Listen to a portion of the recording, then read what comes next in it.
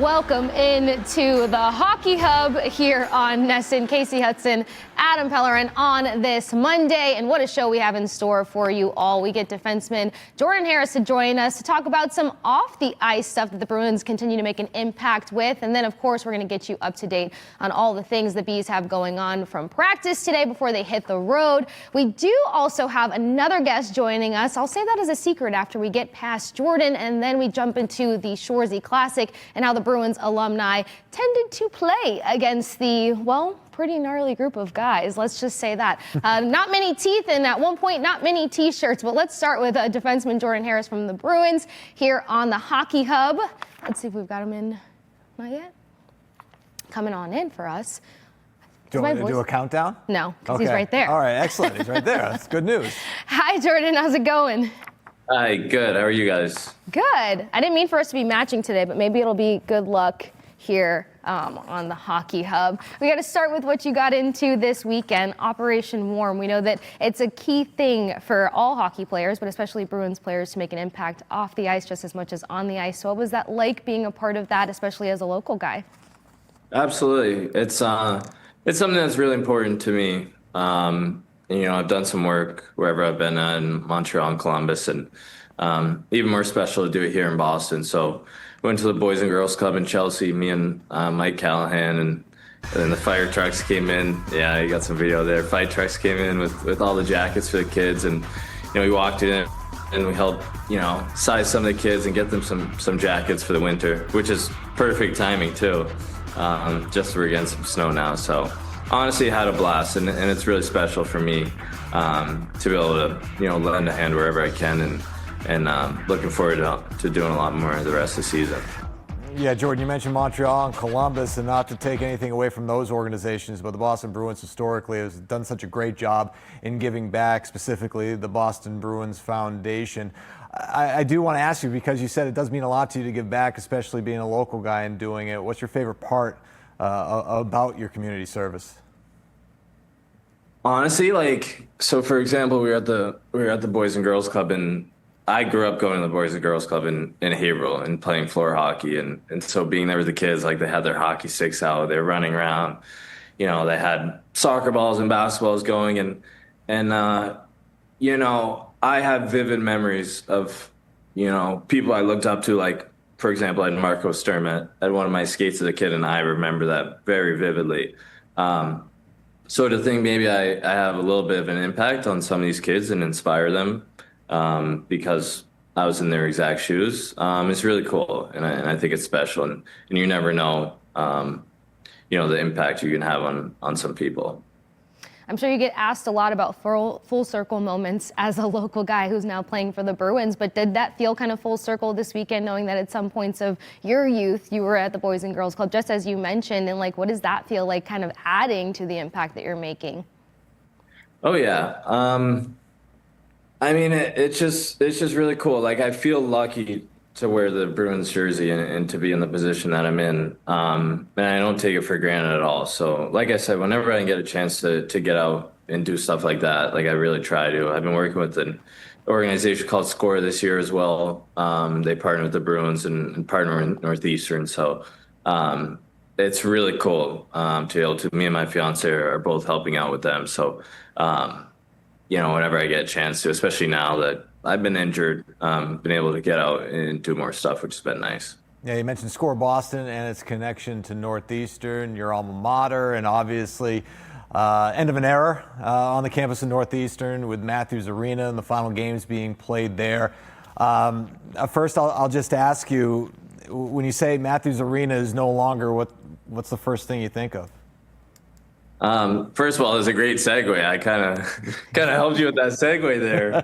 I know, man. You've done enough TV now where you know the drill. Yeah, exactly. You know, it's sad because of not only my memories there, but the memories of Boston sports. Right? Like it's more than just Northeastern. It's more than just my 4 years there. So many legacies, so many great athletes, you know, have come through that building. So.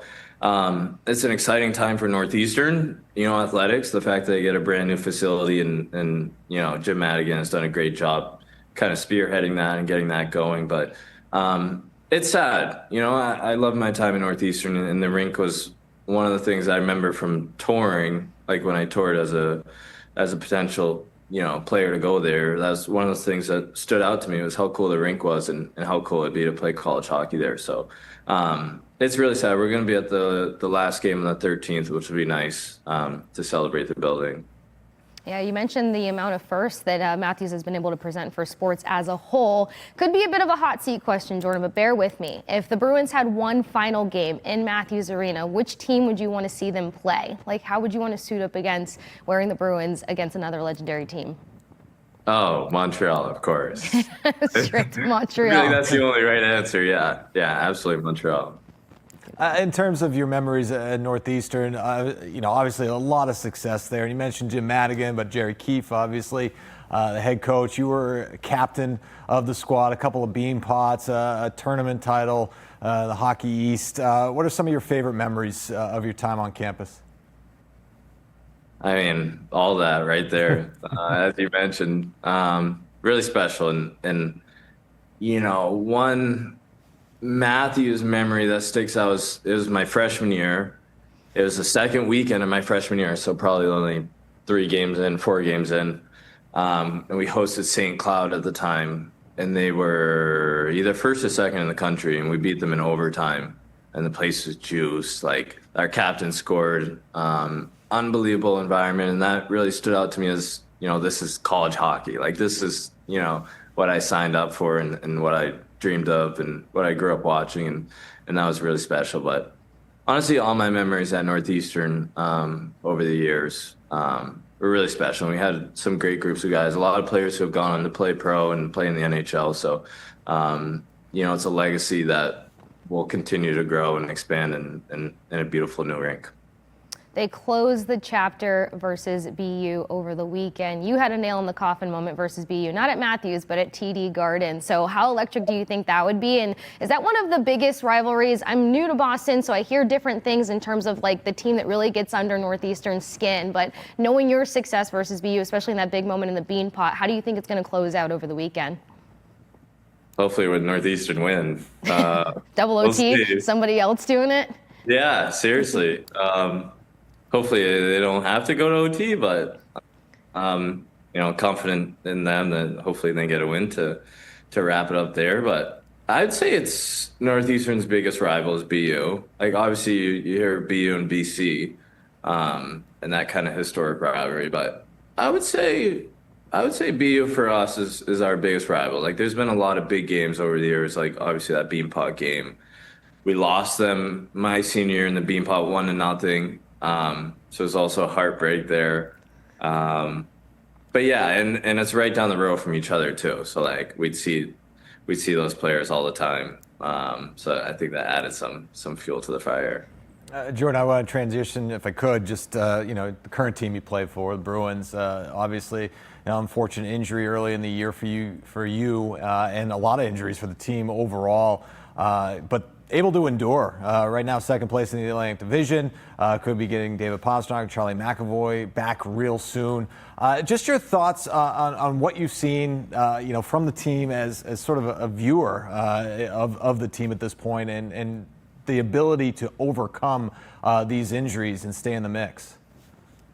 Absolutely. I mean, unfortunately, I've been doing more watching than playing, but I've been really impressed with our group. Obviously, we've had some big injuries. Hopefully get Poston and Chucky back soon, but really impressed. And, with the amount of games that we've been playing this year, it's not easy. And a lot of teams are getting banged up, and we've had a lot of close games, a lot of one-goal games. And even if we're down, even if we don't, start the best, we find a way to hang in there. We scored a lot of late goals in the third period. We've played hard every single night. Which is very impressive. And I think you can feel that, tightness in our locker room every single day. Like, you come in the video room, like came in here today, everyone's laughing, joking around, having a good time, but then we're to business. And I think it shows that, yes, we're focused, but we're also enjoying our time at the arena, which is really, really important. And you don't see that everywhere. And you hear stories around the league of, the locker room not being the best, and I think our group has really come together quickly, and I think you see that on the ice. You know, guys are sticking up for each other. Guys are tapping each other on the shin pads. If someone fights, 10 guys go over to the penalty box and tap them on the shin pads, and I think it's great, and it's been a lot of fun for me to be a part of, especially being out and coming to the arena. Like it's a bright part of my day to come in and see the guys. Yeah, it's great to hear how they're able to kind of keep their head about it, especially because of all the adversity in terms of injuries and the condensed schedule. And you're kind of seeing across the NHL right now a lot of younger guys getting opportunities or being heavily relied on, and it's becoming more of a theme. Is the NHL kind of going through this youth movement probably helping to the confidence of this group being able to just step in and continue to step up, would you think? Absolutely. I think it's, at this level, whenever you get an opportunity, you have to take advantage of it. And I think our guys have been able to do that. And we do have some older guys. Like, we don't have that many young guys, I'd say. But, I mean, even the way, Fraser has played this season. And Alex Steves is a bit older, but the way he stepped in and all the guys who, are making their NHL debuts and kind of their first steps in the NHL. The way, Aspie's been playing on the back end, like it's huge. And it's really, really important. And they're, all a huge reason for the success, especially the recent success of the team. So you need players like that to step up, especially when your best players are out of the lineup. So like you said, I think that's the way the NHL is moving. Like even the AHL is a lot younger as well. So you need your young guys to contribute every single night. Absolutely. Well, Jordan, thank you so much for taking the time to stop on the Hockey Hub and chat with us about Operation Warm, everything going down at Northeastern as they close out a chapter at Matthews Arena, and then catching up on the Bruins. Hopefully we'll get a chance to catch up with you soon. Absolutely. Thank you both so much. Thanks, Jordan. No problem. Bye. All right, guys, on the other side of this break, we catch you up on everything going on with the Bruins. Two guys looking to make the trip and potentially getting back on the ice. Don't go anywhere. Stick with Adam Pellerin and myself here on the Hockey Hub.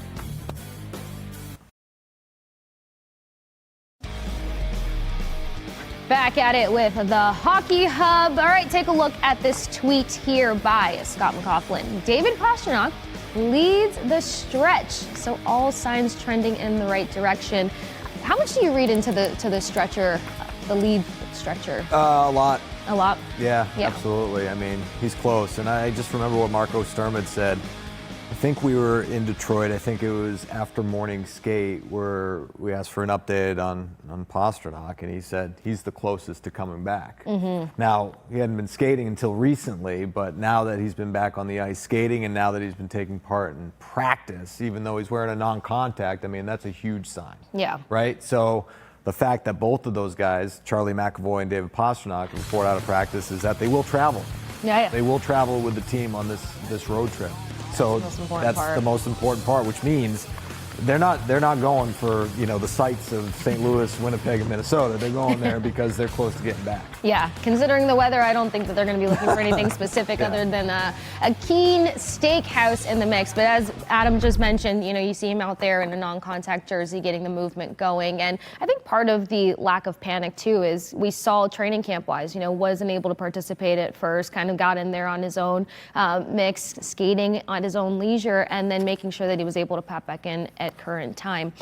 Before we get to Pasta Sound, though, we've talked so much about the opportunities and how guys are seizing these opportunities. So, is this going to be one of those moments where it's a good problem to have where to go, because you're starting to see some chemistry click between Steves, Lindholm, and Geekie up there, but then we know where the order lies once you get your face of the franchise back. Yeah, no, I mean, obviously Alex Steves has been awesome, but he's not going to be your top line guy. Yeah. Unless they decide to do something at some point where they lengthen the lineup a little bit and they move more. I don't think that's going to happen, though, because the second line is playing so well now, right? Yeah. They're reunited, and Pavel Zacha and Casey Middlestad and Victor Arvidsson, those guys were playing really well together before the injury started to happen. Yeah. Arvidsson got hurt in Montreal. Middlestad had been hurt before, and so those guys are now starting to get their groove back. So that line's you're not gonna touch that. You're not gonna touch the third line, because No the third line's way. been good, right? With Minton, Kastelic, and Jeannot. Yeah. And so the only place you can look is like, all right, well, you got to put David Pastrnak back on that top line, and that means Alex Steeves go down to the fourth line. Now, I will say, Steeves has played in the fourth line already this year. Yes, he has. And he's played well. And it doesn't seem to matter what role he's in. He He's gonna be performs. impactful. He's been successful. Yeah. So, with Steeves, yeah, we've seen the goal scoring ability. We heard what he had to say. It's like, I love scoring goals. You see my cellies. I love scoring goals. But he's meant a lot more than that. And he's been good on the forecheck. He's created opportunities for his line mates. And he's also been on the penalty kill. I know. And so that's how you stay in the National Hockey League, right? Yeah, and when he did end up bumping down to that fourth line in the previous games beforehand, key turnover opportunity, and that's something that we've seen him do just as good also, is like locking in on finding those turnover opportunities and making sure they turn into scoring chances for the team. But this really just speaks to the totality of depth that the Bruins are finding that they actually have. But let's hear from Pasta right here upon his return. Good, yeah. Got through practice. Doing great. Good to be back with the boys out there. So. Are you traveling? Yeah. Yeah. When do you think you'll be available? Not sure. Like I said, today got through practice. See how I will feel tomorrow. What did you notice from watching the games from above? First time in a while you haven't been able to be a contributor. Yeah, obviously, it's tough to watch. Being injured, but guys made it easier. They're playing heck of hockey, and honestly, been a lot of fun to watch, and makes it easier when the team is winning. And like I said, guys been stepping up, so it's been a lot of fun to watch. This is pretty unusual for you to be out of the lineup. How are you dealing with it? Yeah, it sucks, So like I said, happy I was back out there today. Felt great, and see how I feel tomorrow. But yeah, it's definitely. I've been pretty fortunate the last couple of years, so just want to get back out there. Was this related to anything you've been dealing with before, or was it a purely new injury? Yeah, new injury. Did you think it was going to linger at all, or did you think that? Honestly, I thought. I mean, I had similar things in past years, and I was always be able to play with that. So when the injury happened, I honestly thought I will be playing next game, and it's just like I wasn't able to. So yeah, something new. Stuff, but at the end of the day, I had a great. I don't know how long I've been out, but I've been able to work on my game outside of ice too. So the trainer's job, doing a great job. So yeah, feel good now. How encouraging has it been to see the guys stepping up with both you and McAvoy out? Yeah, I mean, like I said, it's tough to be injured and tough to not be able to help, but the guys, so much credit to them. They've been amazing and make it easier. Every single one stepping up, and it's always been like this here. Next man mentality. We try everybody is equal here. We try to include everybody, and this is a perfect example of guys been playing so well, and most importantly, winning hockey games. So. I know you said you don't know when you'll be back. You are traveling, as you said. Are you anticipating at some point on this trip? Yes. Okay. Is there any sense of, it's still 2 months to the Olympics, but any sense of extra caution because of what's coming up, that you don't want to let something get bigger than it could be? Honestly, I haven't. Every Olympic question so far, I'm kind of trying to dodge it, if I can say nicely. My focus is here right now. I want to get back out there and be healthy and be able to help the team, and obviously just take it day by day. And when the times come up, I'll be the most proud to go over there. But right now, my focus is to get back out there and help my team win. I appreciate the question of any caution to the return, but I don't pick that up. Listening to him talk right there, I get two motivating factors. One of them being, this is a guy who's hasn't been out of the lineup for the past 3 consecutive seasons, for one. For two, you see how this team has been able to step up in the absence of himself and McAvoy, and something like that would make me that much more eager to get back into the mix. And I feel like that kind of energy, that kind of enthusiasm, that kind of hunger just kind of drives you differently once you do get a chance to get back into a lineup. Reason that man's getting paid. Yeah. Right? Very true. I also, if I had to guess, I think he's playing tomorrow. That's where you would get slotted back in? I don't know. No, I mean, just hearing him talk, getting a couple practices under his belt, see how morning skate goes tomorrow. Okay. Feels like. Is it because he thought he'd be back sooner? Yeah, maybe. I don't know. I just have a feeling. Oh. Call it an intuition. Call it the It's not Pellerin- scientific. It's not Pellerin scientific. perspective. And look, Sophia's on the road, Yes. right? So I'm hosting pre and post game tomorrow, and so we're going to clip this and throw it into pregame? We're going to put it in pregame. If I'm right, if I'm wrong, we're going to pretend like it never existed. I will put it on social media. There you go. Thank you for helping me create my content. Yeah. No, actually, so I'm glad that you mentioned that, because I'm over here thinking, like, I wouldn't throw him in versus the Blues, not particularly necessary in my opinion. And I'm not the kind of gal to underestimate any team. Like, that's the beauty of hockey, right? The teams that you underestimate the most can just kind of throw those surprise results at you. But I'm thinking to myself, why not wait for Thursday? You know, Thursday just feels like a little bit more intense. He's ready to go. That's true. He's ready to go. Get his legs underneath him now and let it just take off from there. Yeah, I don't think the opponent matters. I think it matters they need him back in the lineup. And I know how well they've been playing without he and McAvoy. It's been pretty remarkable. But if you have one of the best goal scorers in the world and he's ready to skate, and he's ready to play, and he's ready to help you win, you put him on the ice. All right. Now, speaking of the best in the world, McAvoy, we finally get more updates with him. As we mentioned, both of these guys looking to hop on the road.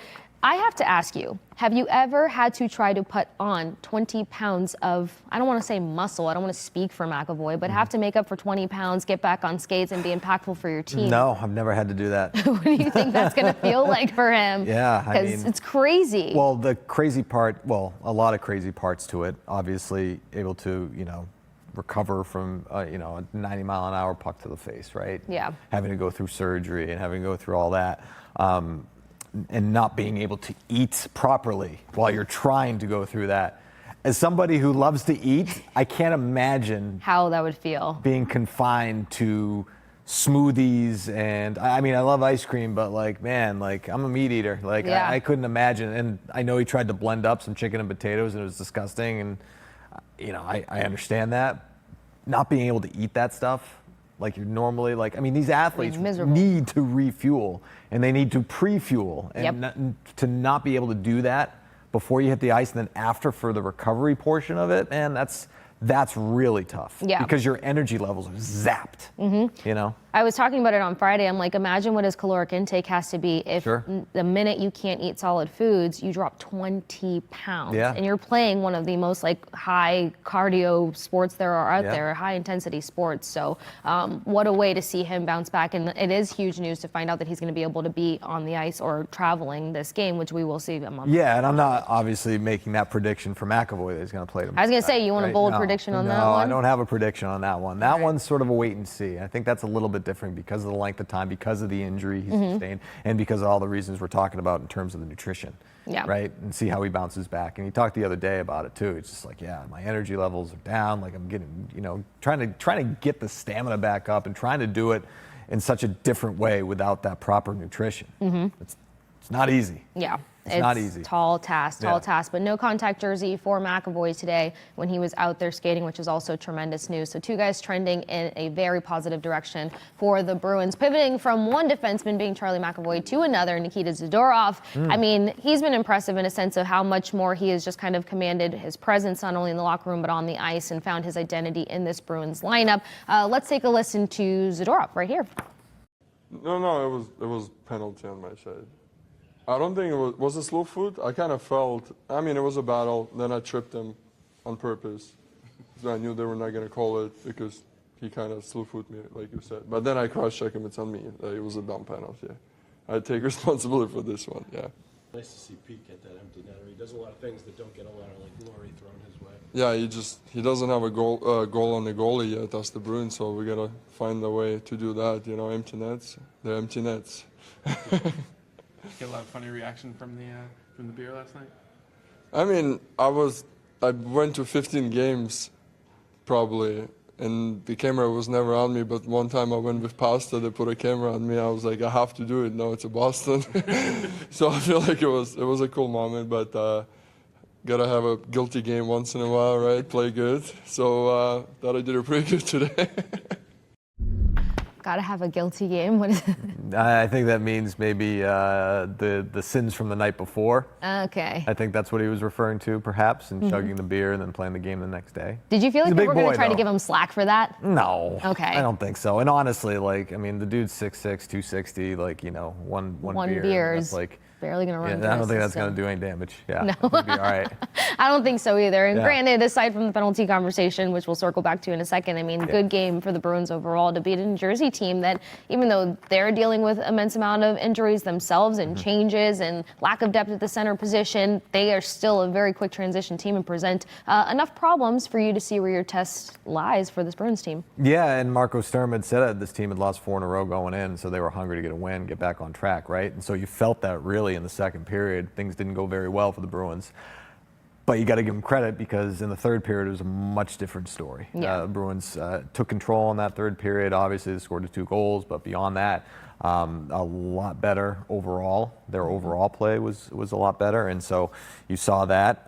It was great to see Andrew Peeke get the empty net goal. It was funny, though. Nikita Zadorov, I think, had said, well, it'd be great if he could get a Bruins goal when he beats the goalie, right? Right. But other than that, no, it was a big win. And look, I mean, again, we go back to the injuries, and I know every team in the National Hockey League is dealing with it, but the Bruins are dealing with a lot of injuries, not just overall, but to important pieces. David Pastrnak and Charlie McAvoy not in the lineup, able to beat that New Jersey team and able to continue to win on home ice. Yes. They have the most home wins in the National Hockey League. Yep. I mean, that's impressive. Yeah, and then for a team that got a lot of ridicule in terms of like how many sexy names line up on the roster, this is what you want to see, and it goes beyond next man up. It just kind of shows that the culture getting established is really helping this team find success, and doing it on home ice is a big deal as well. All right, to continue to unpack the Bruins, but also get further into the college hockey scene, Bridgette from WEEI joins us on the other side of this break. Don't go anywhere. Continue to hang out with Adam and myself here on the Hockey Hub.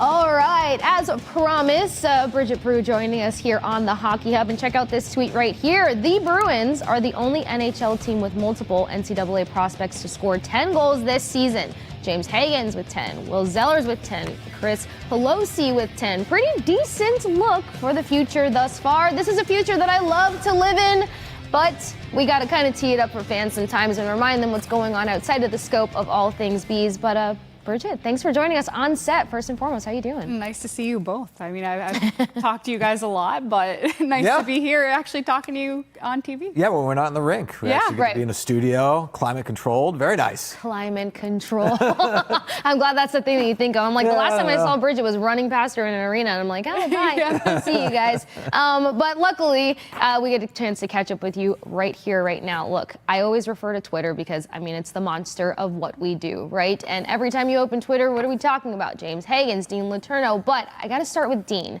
because he kind of made it in the most subtle, confident college hockey way to say that, like, people were judging him too much off of his first season, and he was going through things that he didn't make that loud, but now he's just having that response. He's having that confident comeback season. What have you seen of Dean thus far? Oh, he's been outstanding. I mean, if there was an award in Hockey East for the most improved player, it should certainly go to Dean Letourneau. He's having a great season. He's got 9 goals this year. And last year he had just 3 points through, I believe, 36 or so games. And this year he's only played 16 games. He's already got 17 points, more goals than assists. So he's just been so confident. And I think a lot of it has to do with him getting stronger, working on the physical side of his game because he's such a big frame. Yeah. But having to learn, after having such a growth spurt, having to learn how to use your body against the men in the NCAA, I think he's accomplishing that, and you're seeing it in the results. Yeah, we talked to Brian Boyle about that. I remember when we were doing our Hockey East coverage on NESN, and obviously Boyle being a big guy, Letourneau being a big guy, and Greg Brown had made that analogy as well. I mean, it's a lot harder for those guys to sort of, especially when you're, 18 years old and you're all of a sudden playing against older and stronger competition to make those sort of adjustments. But it seems after year one, he's really bounced back. Yeah, and he's a kind of a unicorn, right? He's a center. Yeah. That's got that size. And yeah, that awkwardness has kind of gone away.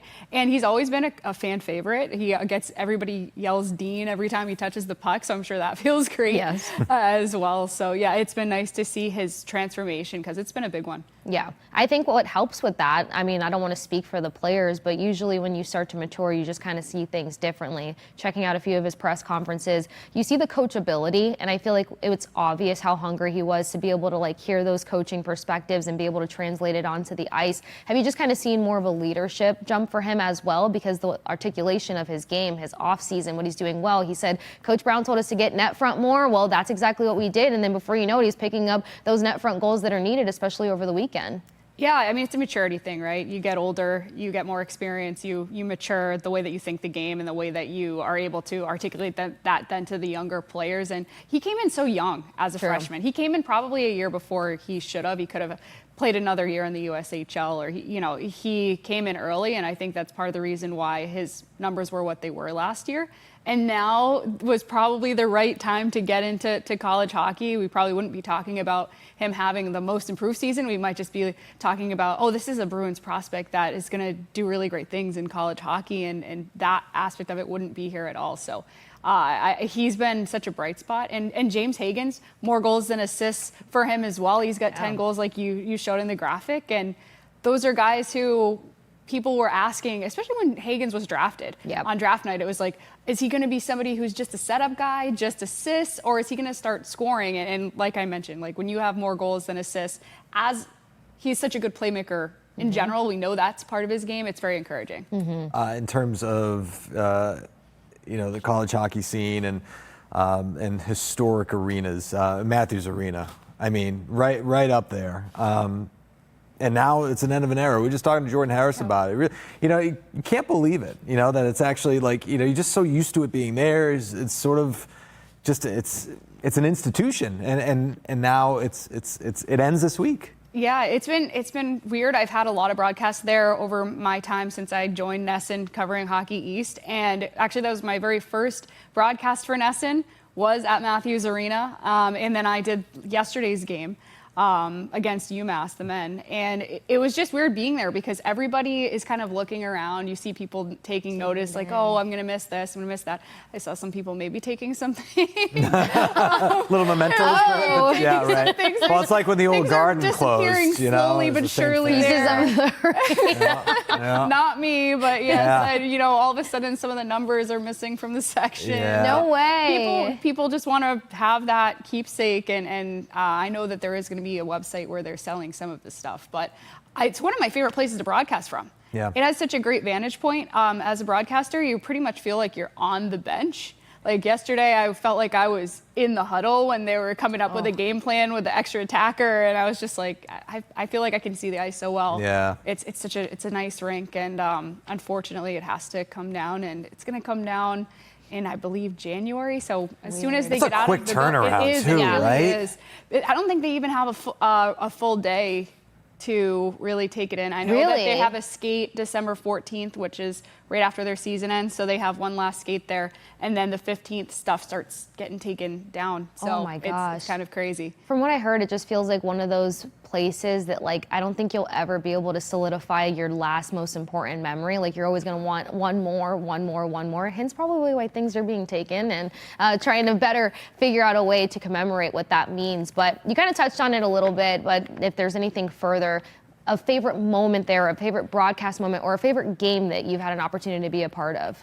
Yeah, I guess really it probably was that first one, just because it's it's a brand new job. It's so funny because I took a second to kind of think back to it. It was, I think, 4 years ago at this point.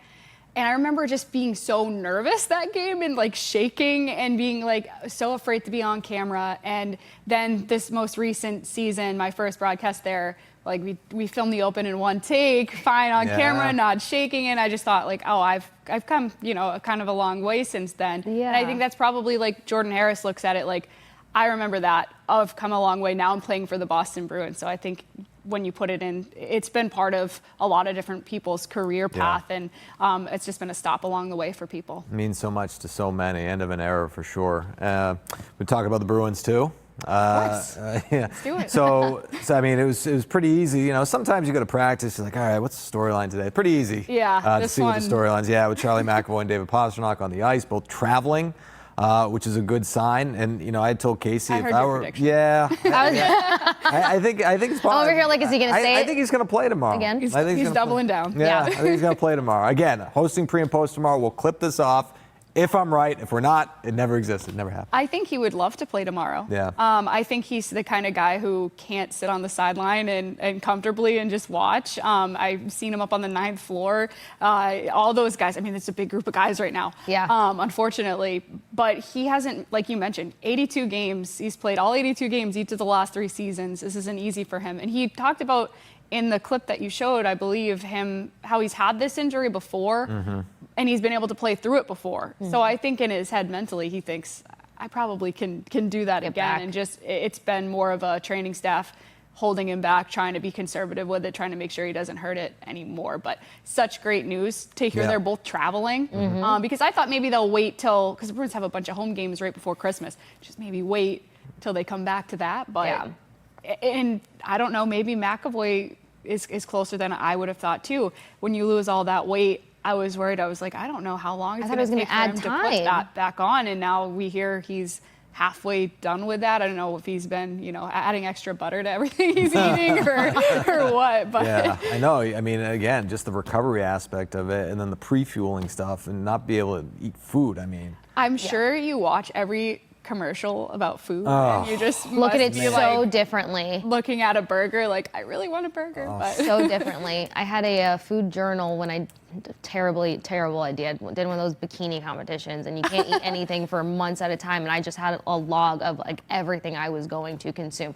I didn't get to it, but something that we should get into. It looks dangerous by the time that I got there. That's a fun fact I didn't expect to hear on the Hockey Up today. But The random facts here. That's your next question for him is, does he have a food log of what he wants to eat? There you go. Question. See, Pellerin, I'm just here to help. I know, That's thank you. all I'm doing Hey, is listen, helping Sophia's out. on the road. She can definitely Get the food journal. We'll get in touch with her. All right, we're going to make sure we pass that through. But Adam and I were kind of talking to the fact of it is encouraging to see the depth that this team has, and we can talk about next man up till we're blue in the face, but to get such pillars back into the lineup and then the timing of it, because I always talk about hockey being a season of 3 key pieces. The beginning, sure, that second swing is almost most important. That's where you make your statement for the playoffs. How is this team kind of shaping up to you, knowing that there's accountable depth, even if it's not the biggest names that we continuously talk about in regards to the Bruins? Yeah, I mean, one of the major questions was, could the Bruins stay afloat in this period without those 2 guys? And they have, right? They actually have a winning record with both of those guys out of the lineup, which is, I guess surprising considering they're 2 of your most important players. But I think one of the main reasons is Morgan Geekie. Yeah. Morgan Geekie is having such an incredible season. I mean, he's putting up numbers akin to Nathan McKinnon, and he's been that guy for your team. And seemingly every game where there might be a void of scoring, he steps in, and he might only get 3 opportunities, but he'll put 2 of them in the back of the net. Right. Yeah, check out that shooting percentage. Yeah, right? his shooting percentage is almost 30%, which is crazy. Crazy. Any coach will tell you like 15% is good, Right. 30% is unheard of. Yep. I was looking back at his numbers. His first season, he took 4 shots and scored on 3 of them. So he's efficient as all get out. makes the Steves most is of kind of those up there opportunities, doesn't too. he? I think it was before Saturday's game, Steves was at like a 28.6% himself. So another guy who tends to be equally as efficient. Not Morgan Geekie, not to take away from his team, but still. He had 5 goals in 5 games. He finally didn't score last game, Right. but he's on such a crazy pace coming in, and he's such a great story too, because when we talked to him after one of those games that he scored, he said, I've been fighting for this opportunity for 4 years. And I think Razor told a nice story about him as well, where he was saying that Steves sat through the whole draft, didn't get drafted, and it was like the worst day of his life, but also the best day, and that he learned that this is what life can be like, and sometimes you have to work even harder to get where you want to go. And I think he's made such a big adjustment since he came in, adapting from the AHL to the NHL, going from a 4th liner to a 1st liner. And kind of what happens to him when Pastrnak comes back, I guess, is the question. I want him and Geekie to stay together.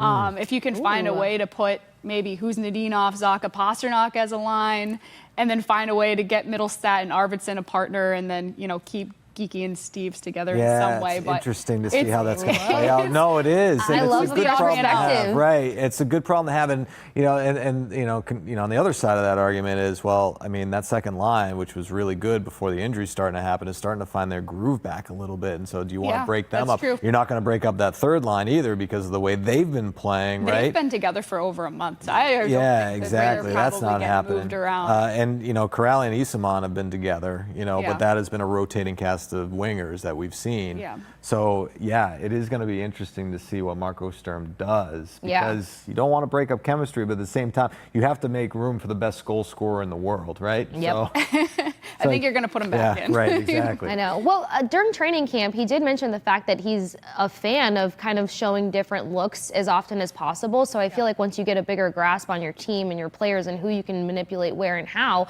that you can maybe do that. So at certain moments, maybe he does throw a surprise out there and then has the Steves, Geekie, Lindholm line and then pivots and goes back to Pasta, Lindholm, Geekie. And that's something that we've seen Paul Maurice do. And I know I'm going to sound biased. It's something you see John Cooper do often too as they get to the second swings of the season and playoffs. I mean, the disguises are all the hype when you can change things up against an opponent. But speaking of hype, I always want a moment to just say, can we talk about Fraser Minten for just a minute? Because sometimes we come in here and we're like, oh my gosh, he had another breakaway opportunity. Oh my gosh, look at how relentless he is and his two-way game and defensive responsibilities, all the things. But I feel like after seeing game after game after game where you're like, he could have had a goal and then he gets it, it's always nice to be able to be like, look at this guy who just continues to play and get rewarded in one aspect or another. Yeah, he plays such an honest two-way game that you don't see him making rookie mistakes. This is probably going to be his first full NHL season. I don't see any reason why he can't play the entirety of this up in Boston. I don't think he's going back down to Providence at any point.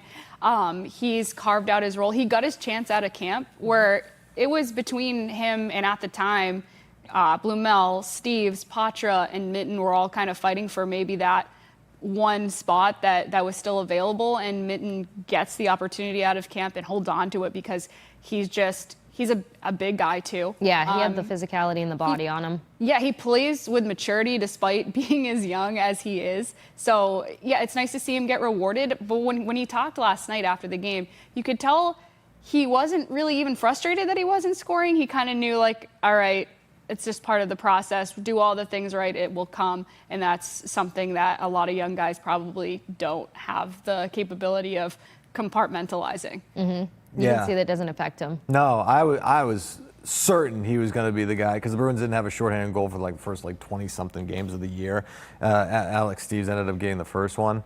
I thought it was going to be him because he had a number of opportunities, right? And he's been so good. And I know seeing him last year for the first time was eye-opening because he did not comport himself like a 21-year-old guy. No, they'd put him next to Pasternak's locker because they were like, okay, this is a guy that has like a future leader written all over him. So we're going to put him next to our leaders and we're going to see if he can absorb some of that and kind of learn from it. And he definitely speaks that way, even though he's the youngest guy on the team. Yeah, 100%. It's funny because I went to Saturday's game and I wasn't too far off the ice. I was in one of the luge areas, whatever they call it. And at one point of the game, I tweeted and I was like, I'm not working, but I have to tweet this. You just saw how the veteran players were coming up to him, and you can tell the difference between him asking questions to a veteran player and gaining perspective or them asking him what he's seeing out there. And you saw it time and time again. I mean, there was one before a face-off where you saw Hampus Lindholm and him kind of breaking something down and him just kind of pointing and Hampus Lindholm being like, okay, yeah, so you're seeing how receptive veterans are to him. So I love that perspective of like him being next to the leaders because you can see the leadership caliber all over him. And at only 21, I mean, imagine where that's going to be at 25. Man, he's classically trained on the piano. He's a likable dude. Yeah, like his grandparents had him read all these sorts of books that kids in their teens don't. I mean, he's just an interesting guy on top of everything else. So. And that's why Toronto Maple Leafs fans are so upset not feeling too well That right and the now. first-round pick that looks a little bit higher than it was, And, originally and Alex slated to be. Steves. Right. Yeah, and Alex Steves, yeah. Yeah, the salt just keeps gaining up in the wound there. Bridgette, thank you so much for joining us. We'll continue to track all of your coverage via WEEI, and then you're a co-host on, is it the Skate Podcast? Am I saying that correctly? Yeah, the Skate Podcast and This Week in Hockey East that airs on NESN on Fridays. Awesome. Oh my gosh, and don't forget Busy the lady. college coverage by Bridgette. Maybe we'll all learn classical. Don't forget to hold Adam Pellerin accountable for his perspective and his prediction when it comes to pasta. We got one more break here on the Hockey Hub, but we'll unpack the Shoresy Classic and how the Bees alumni did this weekend.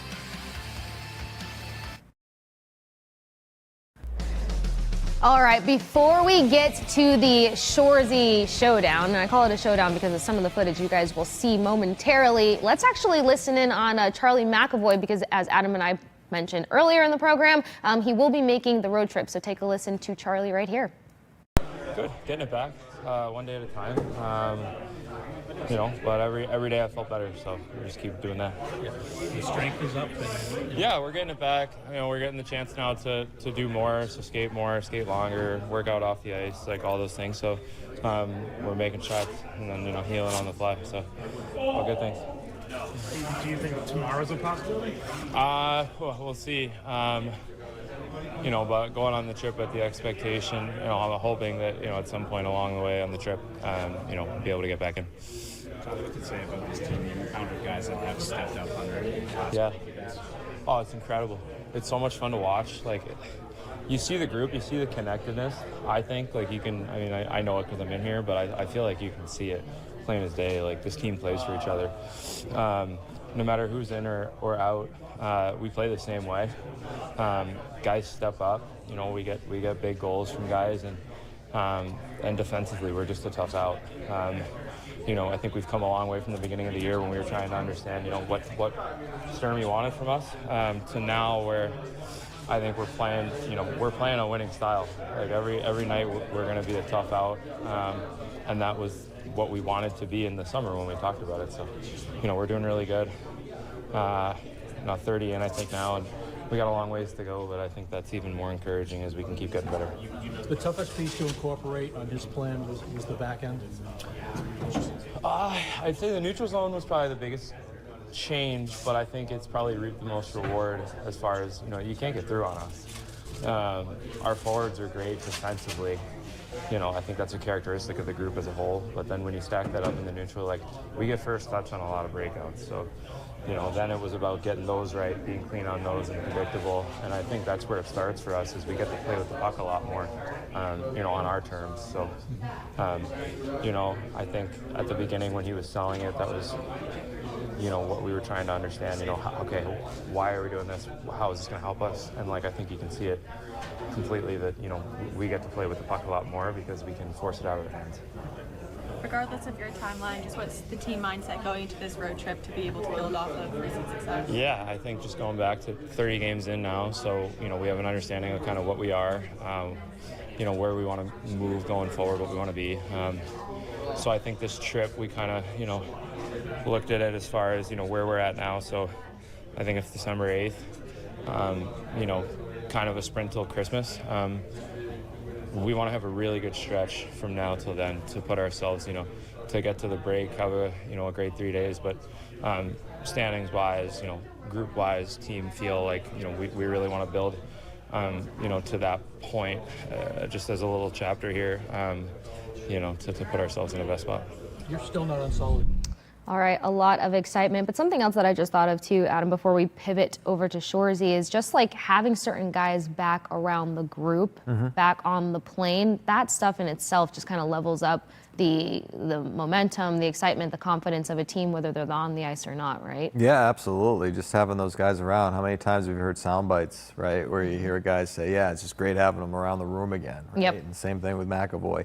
And David Pastrnak. Pastrnak not out of the lineup as long as McAvoy, but having both of those guys not only back on the ice at Warrior, but on the trip, huge. Yeah, big deal. Well, someone else who is back on the ice, we talked about it, the Shoresy Classic went down this weekend, and one of the highest names that was given praise to, of course, was Zdeno Chara. And that's what a lot of the Shoresy castmates were mentioning, that they were kind of fearful to go against Chara. They'd seen him previously, but regardless, one in particular, Ryan McDonald, said that he was fearful of his back just in case he had to skate too close around Zdeno. I'm sure you're not shocked to hear that everybody just completely locks in on him and is like, that guy, that's the one I don't want to skate near. Yeah, larger than life, man. Hall of Famer, Zdeno Hall Chara, of Famer, by the way. yeah, absolutely. No, really cool to see him on skates. I love watching the alumni games because it does take you back. Yeah. To whatever era of Bruins hockey those guys are playing. And it's, the funny thing is, like, the older you get, it's like, oh yeah, that guy, I can't believe that guy's retired and an alumni now, like seeing Patrice Bergeron a part of that group, even seeing Chara a part of that group, Andrew Ference a part of that group is kind of crazy still to me anyway. It is. It's a really cool thing to see. And then even if you didn't grow up watching the Bruins, you're still in awe because you know a lot of the most respected names that are in the mix. Now, somebody had their Bruins alumni debut, and that would be Colton Orr, who we did have on the Hockey Hub just a week or two ago, but he ends up dropping the gloves. No surprise. Versus a gym. So if anybody watches the Shoresy show, you guys know that the mean and toughest line to go against are the gyms. Well, here you go right now, seeing why one of the gyms has the utmost respect. It's so weird saying gym so many times, but what a way to debut for Colton Orr, yeah? Yeah, pretty cool. I mean, that's what I would expect, though. Yeah, the enforcer had an opportunity to enforce. Racked up some penalty minutes in his career, at least. Yeah, it's the shredded shirt. He did try to get a few breakaways himself, too, so he not only wanted to be the enforcer, but he also wanted to be a scorer. It was a really cool thing to be a part of and to see and to go watch in person, but I will say this, we did get to follow up with Ryan McDonald one more time to see how he felt ahead of the Shoresy Classic. Last year it was at Aganis, and you guys sold out immediately, and now you're in an arena that fits 17,000 people. Has that part clicked off yet? Not quite. Not quite. I think as soon as we step out there, it becomes real, very fast. This town is such a sports town. I said that before. Yeah. It's just you just feel it. It's just vibrating through here, so it's pretty cool. Does it shock you to see more Shoresy jerseys than Bruins jerseys? Because I had to go do an inventory check on my way in. Yeah. Yeah, and it was pretty crazy. Everyone that I've been seeing has been wearing some kind of piece of our merch. The jerseys are it's pretty cool. And even the ones from last year, I've noticed a few people with the 24 golden fall jersey that we had last year. So yeah, it's wild, man. Boston's awesome. All right. Boston remains nice interview, one by of the way. one. Look at you. Thank Kasey you. Hudson on assignment. Not just a fan. No, yeah. I was not only working. a fan. Yeah, I did some work. On the clock. I was sprinting throughout TD Garden, so anyone who saw me doing that and choosing to do it in boots is just something I continue to do. Well, make sure you guys continue to get all things Bruins prospects, college hockey, everything under the hockey umbrella here on the Hockey Hub. Whether it's me, Sophia, Adam, we've got everything that you guys are looking forward to Monday and Friday, 1 p.m. on Nesson Nation. Until next time, guys, we'll catch you later.